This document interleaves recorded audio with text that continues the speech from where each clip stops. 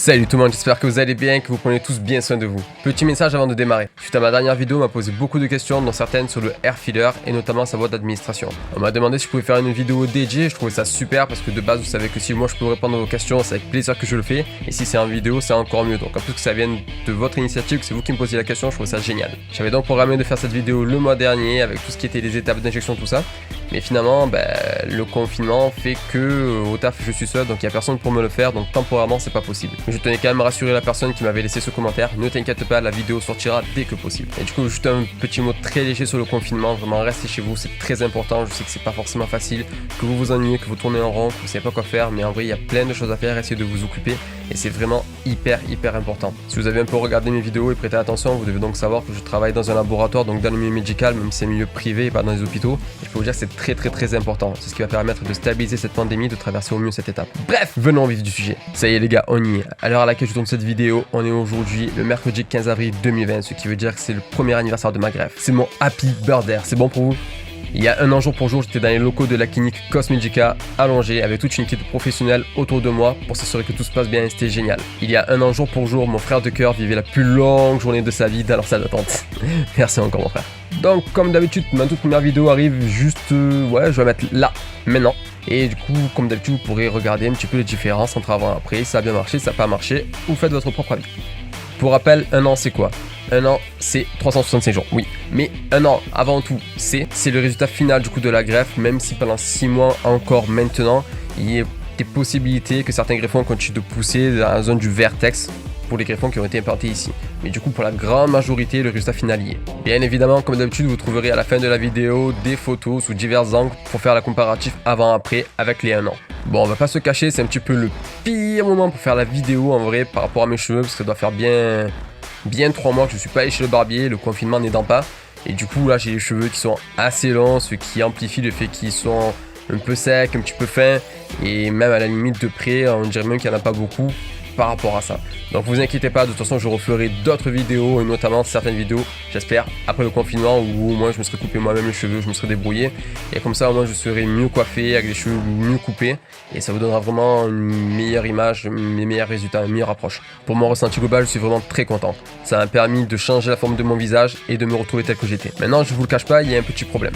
Le petit problème, c'est justement que je me suis tellement bien retrouvé que j'ai toujours en fait ce désir de plus. Je me suis totalement habitué à ces nouveaux cheveux et alors que par rapport à il y a 1 an, c'est vraiment le jour et la nuit et c'est indéniable. Et pour de vrai, il y a quand même des moments où je me regarde et je me dis j'aimerais bien en avoir plus. Donc je pense que quelque part c'est un petit peu le piège en fait avec ça. C'est-à-dire que pendant 1 an, on voit des résultats petit à petit et on se dit waouh, c'est super, on est déjà là et ça va encore augmenter, ça va encore progresser. Sauf que finalement en fait quand on arrive à 1 an, on se dit bon là ça progressera plus, mais dans la tête c'est encore plein d'espoir, en fait plein d'ambition de se dire oui ça va encore continuer et j'aimerais que ça continue.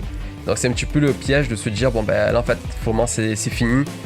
Alors qu'on aimerait toujours plus. Bon, cela dit, bien sûr, je le savais très clairement, je me faisais pas non plus d'illusions, comme je l'avais dit même dans ma toute première vidéo pré-greffe, il me semble, je m'attendais pas non plus à avoir la crinière de Benjamin Savard par exemple. Mais le but initial, c'était quoi? C'est tout simplement de me faire sentir bien dans ma peau, de me retrouver, d'arrêter d'esquiver entre guillemets le miroir et d'éradiquer totalement ce complexe qui empêchait quelque part une partie de ma croissance et qui limitait totalement ma confiance en moi en tout cas. Alors effectivement, en regardant à la loupe, même aujourd'hui, sur certaines photos, dont par exemple celle que vous allez voir en fin de vidéo, j'arrive toujours à trouver des détails que j'aurais aimé changer, que j'aurais aimé encore améliorer. Mais il y a 2 choses qui sont sûres. La première, c'est que je ne regrette absolument pas d'avoir franchi ce pas. La deuxième chose, c'est que si c'était à refaire, je referais dans exactement la même clinique à Cosmedica. Parce que je suis très content vraiment de leur prise en charge, que ce soit le côté pré-greffe, que ce soit la greffe en soi, que ce soit la post-greffe. Et vraiment tout ça c'est très important, je suis vraiment content du résultat que j'ai. Honnêtement, je pense vraiment qu'il y a très peu de cliniques qui auraient pu faire vraiment mieux et par contre il y en a énormément qui auraient pu faire moins bien. Donc je pense que déjà pour arriver à les égaler, il faut y aller et tout simplement je recommande. Si je devais changer une seule chose à la limite, ça aurait été de choisir en fait une autre technique, c'est-à-dire au lieu de choisir la FUE, j'aurais choisi peut-être la technique DHI qui est finalement une technique qui c'est connu mais qui est plus à la pointe, qui est peut-être plus aboutie, bien que la FUE soit très bien, attention, mais du coup qui soit encore plus on va dire high-tech et qui donne des résultats un peu supérieurs. Et c'est d'ailleurs pour ce côté plus innovant que c'est même ce que je vous ai conseillé à certains d'entre vous en tout cas, avec qui j'ai discuté en commentaire de vidéo qui me demandaient quels sont mes conseils.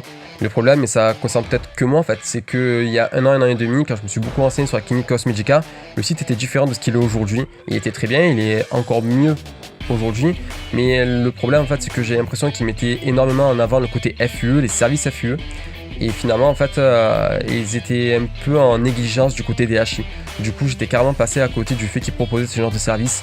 Autrement j'aurais clairement choisi une formule des HI, et comme je tenais en fait tout simplement à ce que ce soit cette clinique là et pas une autre, j'ai largement préféré choisir une FUE chez eux. Du coup, de mon humble avis, bon, bien évidemment, je connais pas toutes les cliniques, etc. Et je n'ai fait que celle-ci et ça me convient très bien. Mais du coup, si je devais vous conseiller sur mon expérience, totalement et 100% sans hésiter, je vous conseillerais d'aller à Cosmedica parce que je trouve que c'est une très très bonne clinique qui a de très bons services, autant du coup sur le suivi que sur les prestations en soi. Et dans la limite du possible, si vous pouvez faire une DHI, je pense que oui, de base, je vous conseillerais de choisir cette option-là. Mais la FUE, si vous pouvez pas avoir une DHI, franchement, ça donne quand même de très bons résultats. Moi, en tout cas, j'en suis très satisfait. Voilà, écoutez, c'est tout pour moi pour cette vidéo D1 an. Donc, je vous laisse dans les commentaires me dire ce que vous pensez de ces changements, de cette amélioration. Parce que, bon, clairement, il y a quand même de l'amélioration. Peu importe si les avis sont mitigés ou non. Mais je pense que dans tous les cas, de toute façon, c'est même sûr. Objectivement, c'est indéniable. Il y a de l'amélioration. Et c'est pour ça aussi que j'ai plus ce complexe. Donc, voilà, n'hésitez pas à me dire dans les commentaires ce que vous pensez de ça. On se retrouvera bien évidemment dans d'autres vidéos. D'ici là, prenez soin de vous et de vos proches. Restez confinés. Ciao tout le monde.